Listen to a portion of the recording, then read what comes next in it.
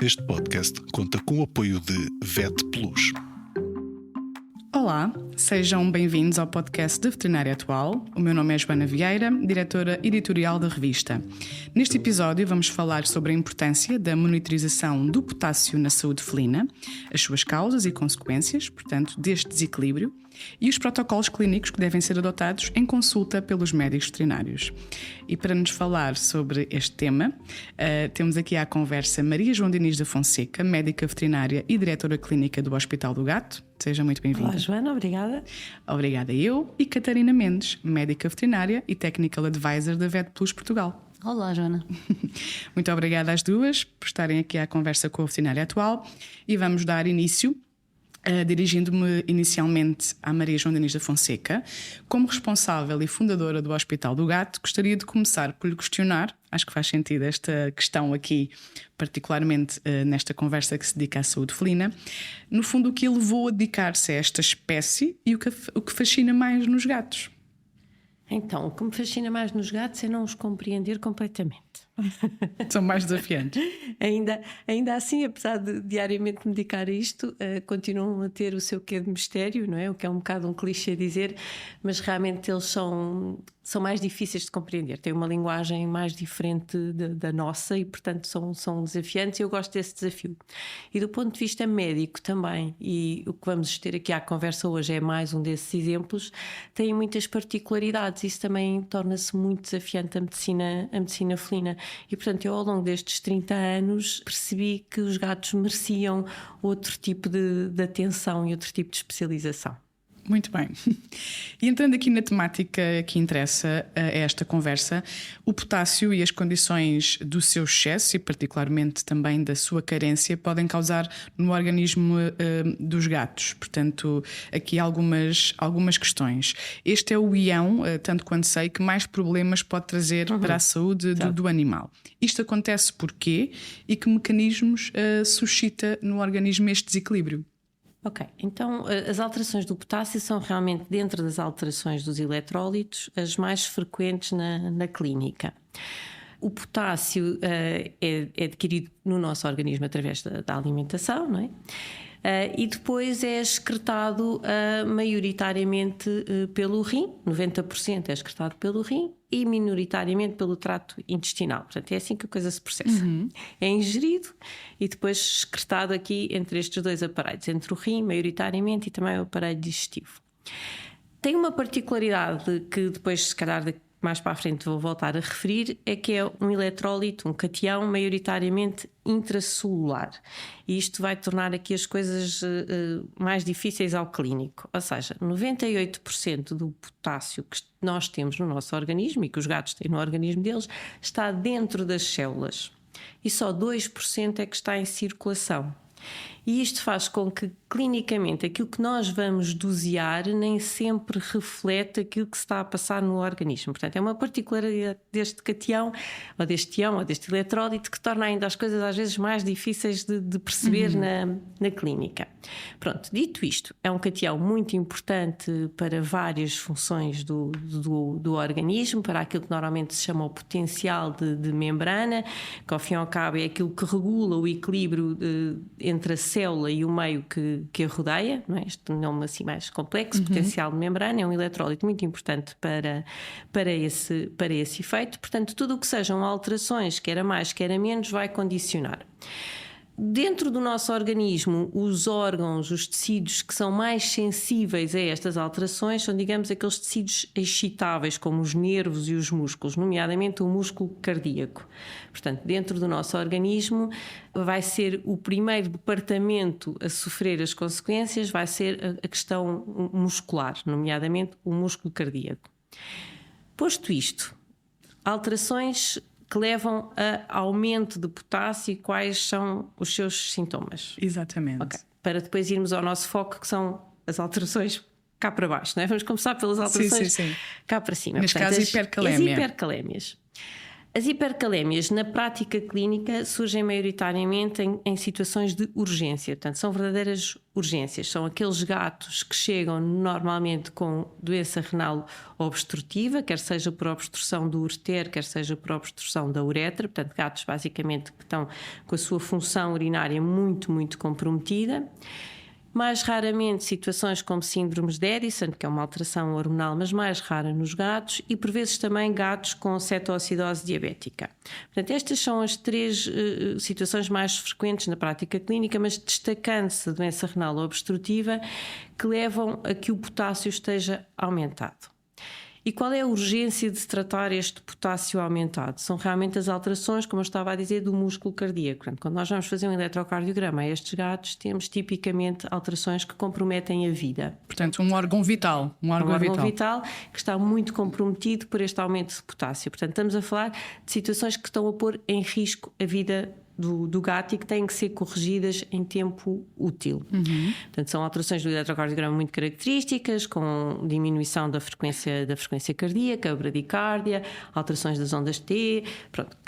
É um ECG muito característico e que tem que ser realmente tratado convenientemente com os devidos protocolos. O nosso tema aqui é mais a hipocalémia, não a hipercalémia, portanto vamos saltar aqui um bocadinho a hipercalémia, mas queria só destacar que a hipercalémia, devidamente tratada, depressa se vai tornar numa hipocalémia. Tem a ver com as tais particularidades destes equilíbrios do potássio dentro da célula, fora da célula. Daí realmente a importância de monitorizar para conseguir chegar a essa regulação, não é? Um gato que chega com uma hipercalémia tem que fazer o ionograma, este doseamento do potássio, com muita, muita frequência. Um gato que está em cuidados intensivos pode precisar de fazer de 6 em 6 horas um doseamento de Podemos dizer potássio. Que é difícil de estabilizar esse...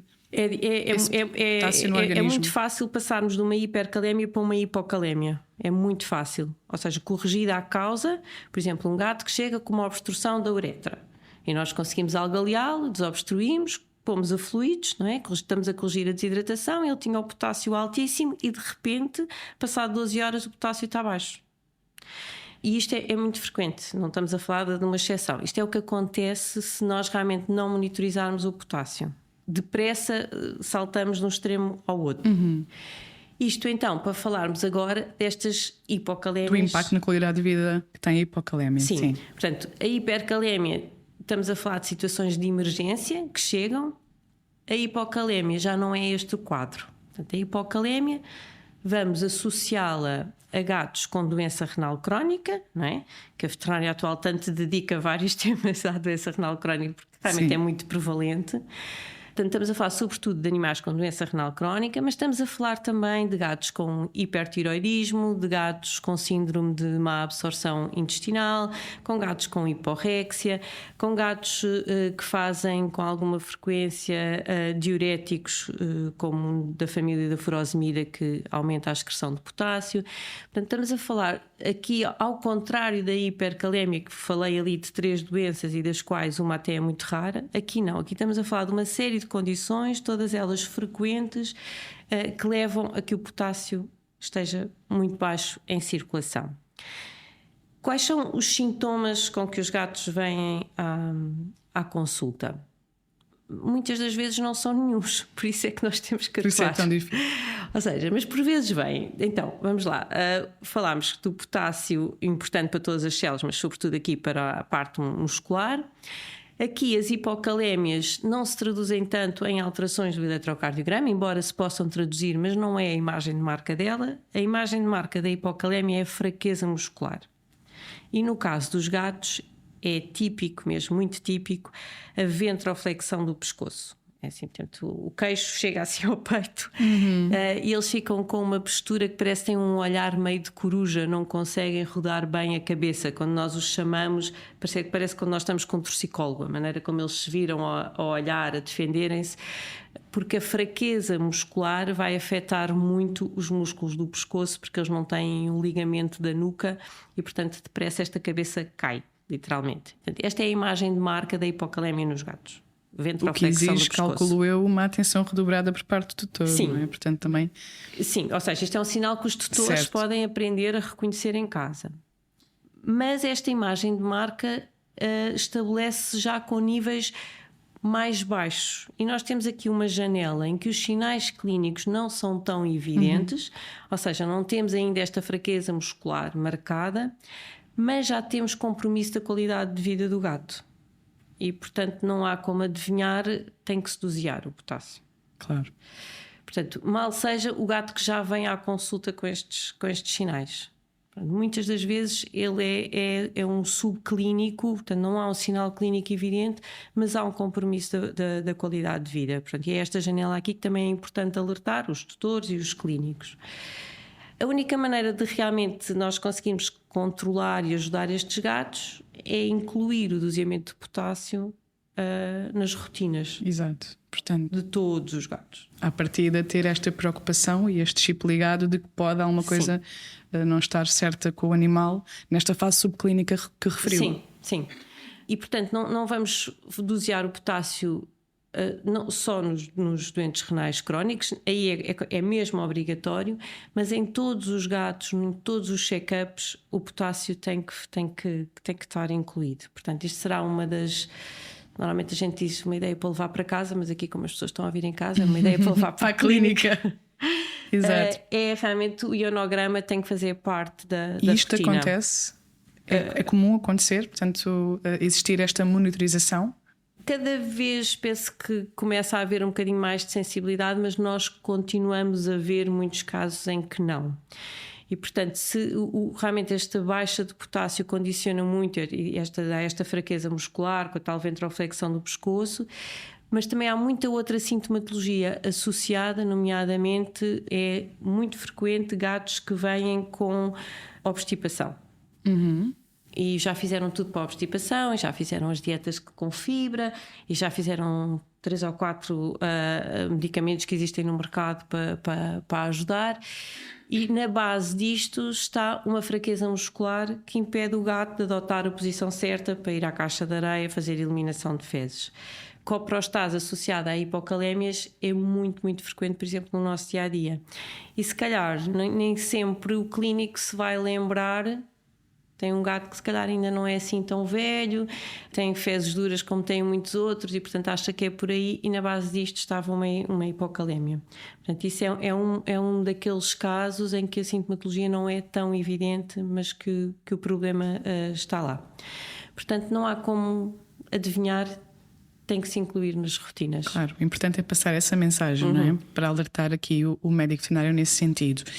E como atuar nestes casos? Portanto, passando aqui para o tratamento, para a prevenção, digamos assim. O que está disponível no mercado para ajudar aqui estas situações da hipocalémia? Portanto, quando nós temos os gatos internados, por exemplo, como eu falei há pouco, um gato que passa de uma situação de hipercalémia para uma hipocalémia que está instável, obviamente aí as suplementações, a maior parte das vezes nós começamos endovenosas, não é?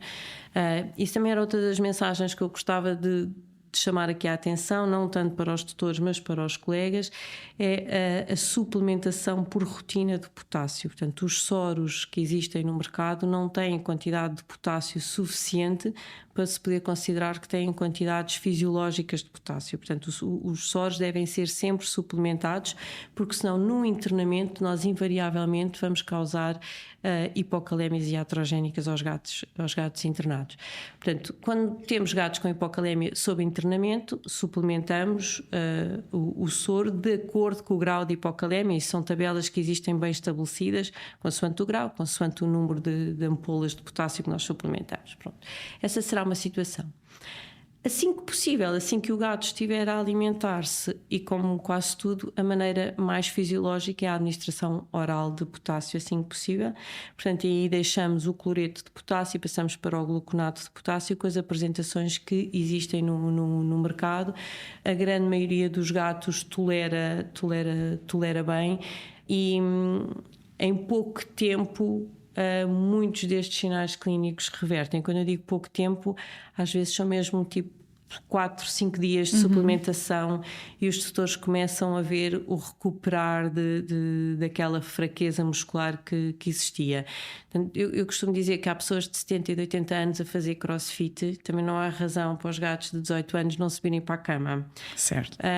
Portanto, velhice não é sinal de fraqueza, não. A fraqueza é um sinal de doença. Portanto, se o gato não faz as coisas que deve fazer, alguma coisa se passa. Ou tem uma doença osteoarticular, ou tem uma hipocalémia. Portanto, não podemos assumir que é velhinho e deixou de fazer as coisas. E às vezes em 4, 5 dias há uma recuperação desta sintomatologia de fraqueza muscular quando nós corrigimos o potássio. Portanto, aqui é uma melhoria na qualidade de vida, não é? Sim. Mesmo para estes casos mais geriátricos.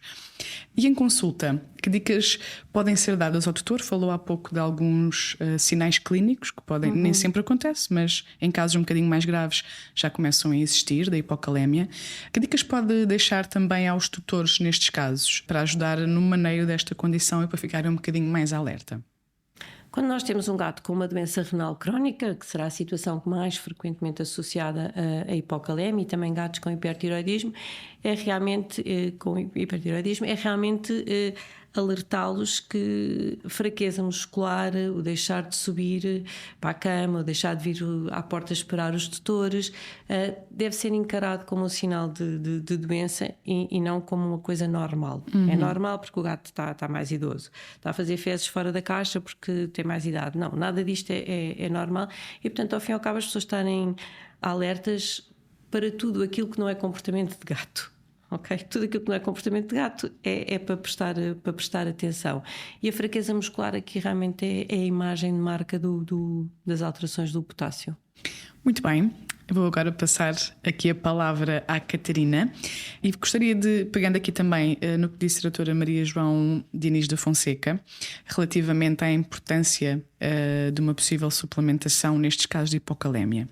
Qual é o papel dos nutracêuticos na saúde animal, particularmente neste caso, em particular da hipocalémia? Fala-me um bocadinho sobre isso. Ok, então, os nutracêuticos, no geral, nós temos uma gama bastante alargada na Vet Plus, portanto nós temos um portfólio que tentamos que seja o mais completo possível para darmos ferramentas aos clínicos para os ajudar, não é? Na maioria das condições que tenham e que possam ser aqui apoiadas pela suplementação. Porque somos uma empresa apenas de nutracêuticos, somos especialistas e queremos ter uma gama, oferecemos uma gama super premium e tentamos que seja realmente o portfólio mais alargado possível e por isso vamos tendo novidades e estamos sempre a tentar responder, lá está, às necessidades. No que diz respeito aqui à hipocalémia, portanto nós temos o Caminox, é um produto que já existe há muitos anos na Vet Plus e que lá está, é muito utilizado em doença renal crónica, mas também noutro tipo de situações e as novidades que temos nesse sentido é que, para além da apresentação que tínhamos disponível em líquido de 60 ml, agora passamos também a ter uma apresentação maior de 120 ml e também uma apresentação em saqueta. Esta apresentação em saqueta vem aqui colmatar, lá está, uma necessidade, porque muitas vezes os animais já estão a fazer quantidades muito elevadas de Caminox, isto porque em determinadas condições as perdas podem ser já muito elevadas e portanto temos que tentar compensá-las com a suplementação. Ou podem ser animais de porte maior, portanto não temos apenas gatos a necessidade de potássio, que foi aqui o nosso foco, mas temos também cães. No caso dos cães, a condição mais frequente que vai necessitar aqui da suplementação de potássio é a doença cardíaca. Lá está, porque estão a fazer diuréticos que não são poupadores do potássio, como referiu também a doutora Maria João, e nesses animais de maior porte o líquido seria realmente já em quantidades muito grandes e portanto temos uma versão mais concentrada em potássio para suprimir na esses saqueta, casos, não é? para esses casos e facilitar assim a administração por parte dos tutores e a aceitação também por parte dos animais. Podemos dizer então que essas são as novidades que traz. Sim, exatamente. Então, temos agora uma família, de potássio uma nos família animais. mais completa aqui de Caminox, que passou de uma apresentação para 3. Muito bem. Não sei se gostariam de acrescentar mais algum ponto. Gostaria de acrescentar só uma Claro coisa que sim. que eu esqueci de dizer há bocadinho. À vontade. Porque realmente o potássio é visto como um suplemento, não é? Mas não é um medicamento, é um suplemento, em termos vá lá, de classificação no mercado. Sim, por legal, vezes já há não é? algumas ideias pré-concebidas em relação Exato. É à que- palavra suplementação, não é? Mas neste caso, chamemos-lo que chamemos, nós estamos a tratar uma condição. Portanto, não estamos a fazer uma vitamina só porque sim, Claro. ou seja, nós chamamos no suplemento, mas ele faz parte integrante do tratamento. E nós nos gatos sabemos que menos é mais e que às tantas temos que nos focar na medicação, que é essencial, porque não conseguimos fazer 10 medicamentos a um gato, né? No cão é tudo muito mais fácil. No gato nós temos que nos focar no que é essencial. E corrigir o potássio é essencial, nomeadamente na doença renal crónica. Portanto, não pode ser daqueles medicamentos que nós dizemos, olha, se conseguir dar, tudo bem, se não conseguir dar, paciência. Pronto, este faz parte mesmo, suplemento ou não, é essencial. Muito bem. Muito obrigada às duas, Obrigada, mais uma Joana. vez, pelos Obrigada. esclarecimentos, Maria João e Catarina. Terminamos assim este podcast da Veterinária Atual. Como sempre, agradeço a todos os que nos acompanham desse lado. Esperamos por si no próximo episódio e até lá acompanhe a Veterinária Atual através do site, das redes sociais e da revista em papel. Muito obrigada. Este podcast conta com o apoio de VET Plus.